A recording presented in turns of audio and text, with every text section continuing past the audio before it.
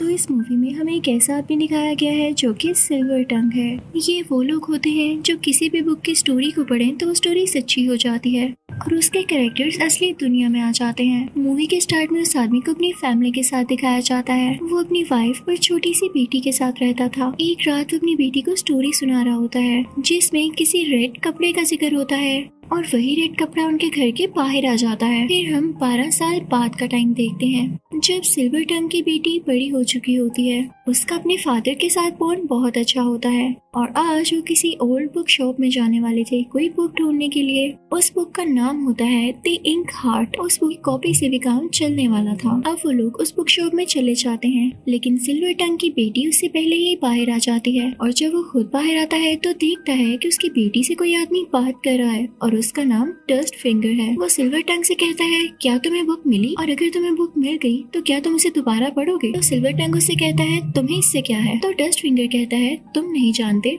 तुम्हारी की गई गलती की वजह से मैं यहाँ पर आया। वो बुक दोबारा पढ़ो और मुझे वापस घर भेजो। तो सिल्वर टंग कहता है मैं अब नहीं पढ़ता और ना ही पढ़ूंगा। तो डस्ट फिंगर कहता है कि ठीक है, इस चीज की खबर तुमसे कैप्रिकॉर्न खुद ले लेगा। वो भी यही चाहता है कि तुम उसके लिए ये बुक पढ़ो। तो सिल्वर टंग उसे धक्का देकर कहता है कि मेरी जान छोड़ दो और वो वहाँ से अपनी बेटी को लेकर चला जाता है। उसकी बेटी उसे पूछती है फादर ये कौन था। तो सिल्वर टंग कहता है नहीं कुछ नहीं, अभी फिलहाल हम तुम्हारी दादी के पास जा रहे हैं। सिल्वर टंग यूं ही किया करता था, किसी भी जगह पर ज्यादा टाइम से ज्यादा नहीं रहता था, हमेशा शिफ्टिंग करता रहता। और अब वो अपनी माँ के घर पहुँच जाता है। वो लोग वहाँ पर पहुँच चुके थे, तेज बारिश हो रही थी और तभी वहाँ पर आता है डस्ट फिंगर। कितनी हैरानी वाली बात थी, इसको कैसे पता चला कि ये लोग यहाँ पर हैं। और वो पीछा करते करते यहाँ भी आ गया। वो आकर सिल्वर टंग से कहता है मैंने तुम्हें कहा था ना कि मेरे लिए वो बुक पढ़ दो, लेकिन तुमने ऐसा नहीं किया। मैंने सब कुछ जाकर कैप्रिकॉर्न को बताया है, अब तुम पछताओगे क्योंकि उसके लोग तुम्हें पकड़ने आ चुके हैं। और इसी के साथ कैप्रिकॉर्न के कुछ लोग सिल्वर टंग और उसकी बेटी को अपने साथ ले जाते हैं। अब कैप्रिकॉर्न सिल्वर टंग और उसकी बेटी को अपने साथ ले जाता है और उसे एक बुक देता है कि इसे मेरी खातिर पढ़ो। और वो बुक होती है अली बाबा 40 चोर, जिसमें कोई आदमी बहुत सारा खजाना इकट्ठा करता है और वो वहाँ से बाहर नहीं निकल पाता। तब जैसे ही सिल्वर टंग कैप्रिकॉर्न के कहने पर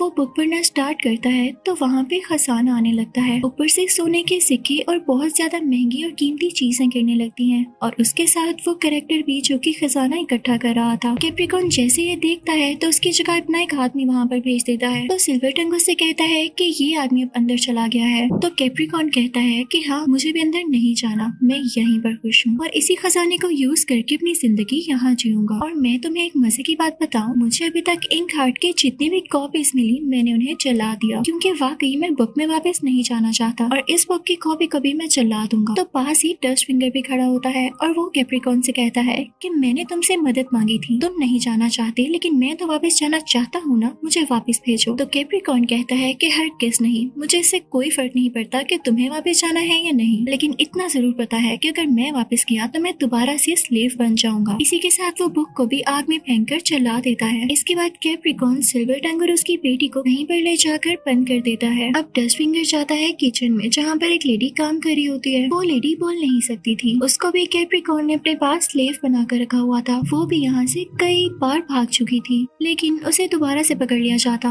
अब डस्ट फिंगर उससे कहता है कि अगर तुम्हें दोबारा चांस मिला तो तुम भागोगी। तो वो इशारों से कहती है कि हाँ मैं दोबारा भागूंगी। तो डस्ट फिंगर उससे कहता है लेकिन किसके पास, यहाँ तुम्हारा कौन है। तो वो लेडी उसे एक पेपर दिखाती है जिसके ऊपर उसने कोई स्केच बना रखा था और सरप्राइजिंगली वो था सिल्वर टंग और उसकी बेटी का, यानी औरत कोई और नहीं बल्कि सिल्वर टंग की वाइफ थी। तो ये बात डस्ट फिंगर को भी बहुत हैरान कर देती है क्योंकि इसको भी और सिल्वर टंग को भी यही लगता था कि उसकी वाइफ बुक के अंदर चली गई है और वो इसीलिए उस बुक को ढूंढने की कोशिश करता था ताकि अपनी वाइफ को वापस ला सके।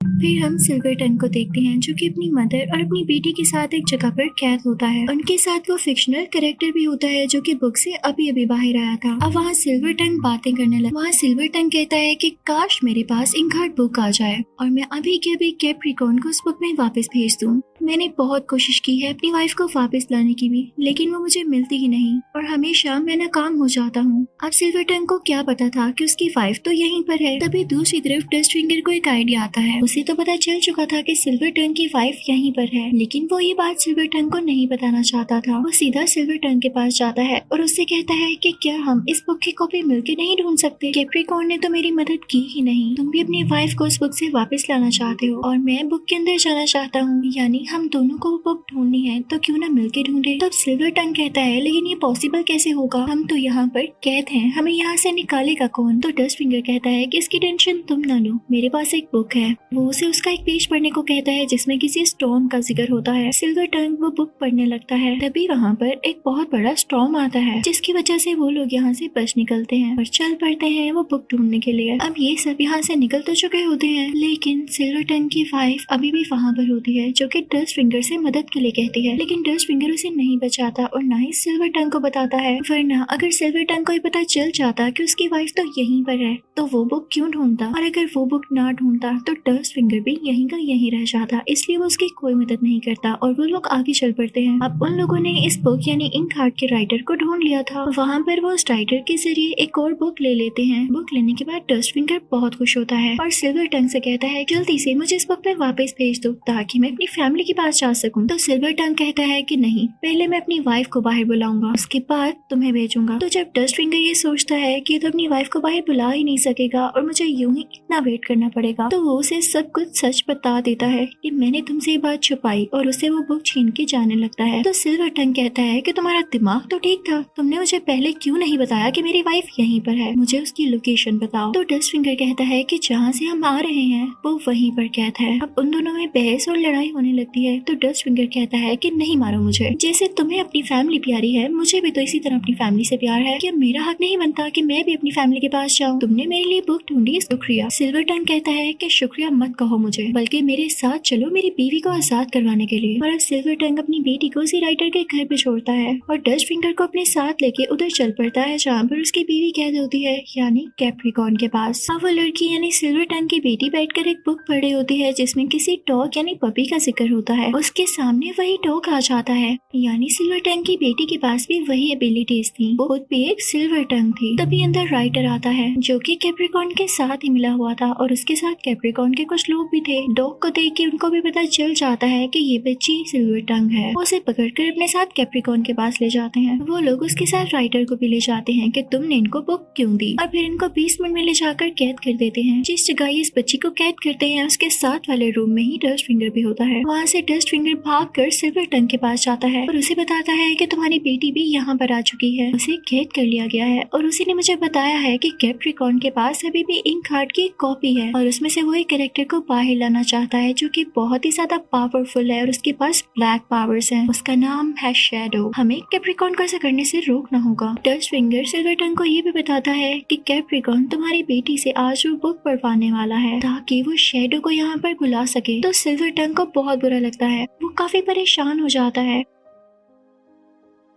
तर बेसमेंट में हम देखते हैं कि सिल्वर टंग की बेटी बैठी होती है और साथ उसके राइटर भी होता है जो कि उससे कहता है कि जो हुआ सो हुआ, अब मैं इस बुक की स्टोरी चेंज करता हूँ, तुम इसे पढ़ना, सब कुछ दोबारा ठीक हो जाएगा। लेकिन इससे पहले वहाँ पर कुछ लोग आते हैं और सिल्वर टंग की बेटी को अपने साथ ले जाते हैं क्योंकि आज उसने वो बुक पढ़नी थी जिसके बाद शैडो यहाँ पर आ जाना था। अब सिल्वर टंग की बेटी बाहर जाती है और वो किताब पढ़ने लगती है जिसके बाद शैडो वहाँ पर आ जाता है जो कि राख यानी एशेस से बना हुआ था। वो काफी ज्यादा ह्यूज था और उसकी आंखों से जैसे आग निकल रही हो। उसको देख के सब लोग काफी डर जाते हैं, लेकिन कैप्रिकॉर्न काफी खुश हो रहा होता है क्योंकि ये अजीब सा दिखने वाला शैडो कैप्रिकॉर्न की काफी बात मानता था। राइटर को भी अपनी गलती का एहसास हो चुका था। वो एक पेज पर एक स्टोरी लिखता है जो कि उस बुक की स्टोरी से अलग थी और वो शैडो को वापस भेजने में मदद कर सकती थी। वो राइटर डॉग की हेल्प लेते हुए सिल्वर टंग की बेटी के पास वो पेज पहुंचाता है। वो लड़की ये पेज पढ़ने लगती है जिस पर ये लिखा होता है कि शैडो के अंदर जितने भी लोगों की सोल्स हैं, जितने भी लोगों की उसने जान ली, शैडो को उनका दर्द महसूस होने लगा है और अब वो उन लोगों से बदला लेगा जिसने इन लोगों को मारा और शैडो को ऐसा करने पर कंपेल किया यानी मजबूर किया। सिल्वर टंग की बेटी आगे भी पढ़ने लगती है और इस पेज पर ये लिखा होता है कि फिर शैडो बढ़ने लगा कैप्रिकॉर्न की तरफ। वो जैसे ये बढ़ती है तो शैडो वाकई में कैप्रिकॉर्न की तरफ बढ़ने लगता है, लेकिन तभी कोई उसके हाथ से वो पेज छीन लेता है और शैडो वहीं पर रुक जाता है। तभी वहाँ पर अजीबोगरीब क्रिएचर्स आने लगते हैं जो कि कैप्रिकॉर्न नहीं बुलाए होते हैं, लेकिन सिल्वर टंग टंग अपनी बेटी से कहता है कि फौरन से बाकी की स्टोरी पढ़ो। तो उसकी बेटी कहती है कि फादर मैं कैसे पढ़ सकती हूँ, मेरे पास पेज नहीं है। तो उसके फादर उसे पेन देते हैं, कहते हैं कि इसे अपने हाथ पर लिखो और फिर वहाँ से पढ़ लेना। वो लड़की ऐसा ही करती है और लिखती है कि शैडो जब कैप्रिकॉर्न की तरफ बढ़ता है तो कैप्रिकॉर्न झड़ने लगता है। शैडो की तरह वो भी राख में बदल जाता है। जैसे ही वो ये स्टोरी पढ़ती है तो वाकई में कैप्रिकॉर्न राख में बदलने लगता है और झड़ने लगता है। फिर वो लड़की ये भी पढ़ती है कि शैडो भी वापस चला गया और उसका भी खात्मा हो गया और बिल्कुल एग्जैक्ट ऐसे ही होता है। अब वो लड़की इन पे ये कहती है कि इस बुक के जो कैरेक्टर्स इस दुनिया में आए वो सारे वापस चले गए और ऐसा ही होता है। लेकिन डस्ट फिंगर बेचारा बहुत अनलकी निकला। वो उस वक्त वहाँ पर नहीं था, थोड़ा दूर था, तो वो बुक में वापस नहीं जा पाता। वो बाद में काफी परेशान होता है कि ये लोग अब मुझे कभी भी नहीं भेजने वाले, क्योंकि सिल्वर टंग को उसकी वाइफ मिल चुकी है, वो क्यों मेरी खातिर बुक पढ़ेगा। लेकिन उसका ये मानना गलत था। सिल्वर टंग उसके लिए वो बुक पढ़ देता है। डस्ट फिंगर काफी खुश होता है और अपनी दुनिया में वापस चला जाता है। इसी के साथ इस मूवी की हैप्पी एंडिंग होती है।